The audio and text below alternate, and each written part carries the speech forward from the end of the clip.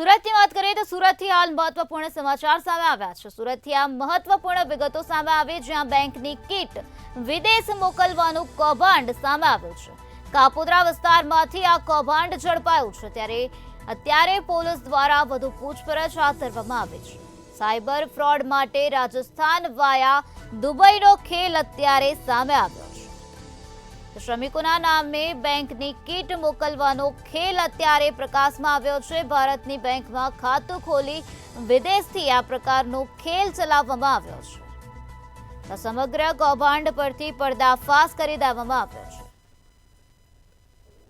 મહેરબાન police commissioner Shri Surat શહેરનાઓએ આપેલ સૂચના અનુસંધાને ઝોન 1 વિસ્તારમાં બનતા મિલકત સંબંધી તથા સાયબર ફ્રોડના ગુનાઓ અટકાવવા સારું માર્ગદર્શન અને સૂચના આપેલ, જે અનુસંધાને કાપોદ્રા પોલીસ સ્ટેશનના પોલીસ ઇન્સ્પેક્ટર શ્રી MB અવસુરાણાઓને તેઓના સર્વેલન્સ સ્ટાફ તથા અંગત બાતમીદારોથી બાતમી હકીકત મળેલ, જે બાતમી હકીકતના આધારે કાપોદ્રા 4 રસ્તા પાસે આવેલ મંગલદીપ કોમ્પ્લેક્સમાં પાસે એક સ્કોર્પિયો ગાડી ઉભેલ, જે ગાડીમાં બેઠેલ 2 ઈસમોની પૂછપરછ કરતા અને આ 2 ઈસમો જેઓના નામ અવનીત ઠુમ્મર તેમજ આયુષ વસોયાનાઓ જણાવેલ, આ બંને ઈસમો તેઓના મળતિયાઓ દ્વારા અલગ અલગ વ્યક્તિઓના પાન કાર્ડ તેમજ આધાર કાર્ડનો ઉપયોગ કરી અલગ અલગ બેંકોમાં કરંટ તથા સેવિંગ્સ એકાઉન્ટો ખોલાવી અને આ એકાઉન્ટો સાયબર ફ્રોડ તેમજ ગેમિંગ માટે ભાડે આપી અને પોતે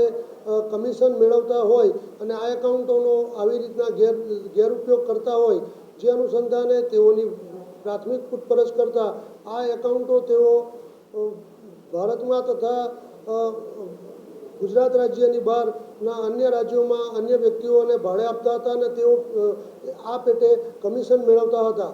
તેઓની પૂછપરછ કરતા અને તેઓની અંગઝડતી કરતા ગાડીમાંથી ઘણા બધા પ્રમાણની અંદર અલગ અલગ કંપનીના મોબાઈલના સિમ કાર્ડ, અલગ અલગ વ્યક્તિઓના બેંક એકાઉન્ટની ચેકબુક તથા passbook, PAN card, Aadhaar card, UPI barcode scanner, cash deposit કરેલી સ્લીપો, બનાવટી ફોર્મ તથા પેઢી કરારો અને કેશ કાઉન્ટર મશીન મળી કુલ કિંમત ₹17,28,000 જેટલાનો મુદ્દામાલ કબજે કરવામાં આવેલ છે।